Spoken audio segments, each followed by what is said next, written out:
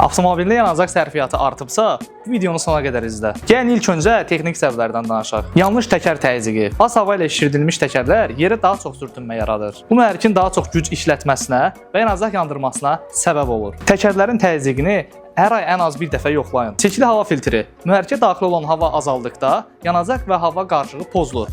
Bu da sərfiyyatı 10-15% artıra bilər. Həll yolu hava filtrini vaxtaşırı dəyişmək. Sıfırlanmayan oksigen sensoru. Bu sensor yanacaq hava nisbətini tənzimləyir. Nasaz olduqda kompüter sistemi artıq yanacaq ötürə bilir. Mühərrik yağ və yağ filtri. Köhnə və yanlış mühərrik yağı sürtünməni artırır. Bu da mühərrikin daha çox güc işlətməsinə səbəb olur. Ağır sürətlənmə və qəfil əyləc.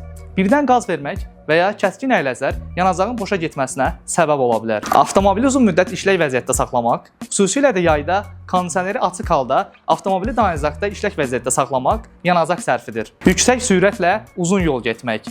100 km/saatdan sonra sürət artdıqca yanacaq sərfiyyatı da artır. Artıq yük.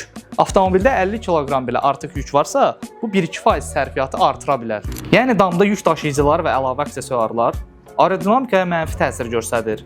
Bu da hava müqavimətini artırır. Gördüyünüz kimi yanacaq sərfiyyatının artması yalnız mühərriklə bağlı deyil. Avtomobilin texniki vəziyyəti, hava təzyiqi, sürücülük üslubu, hətta avtomobilin yükü belə yanacağa ciddi təsir edir.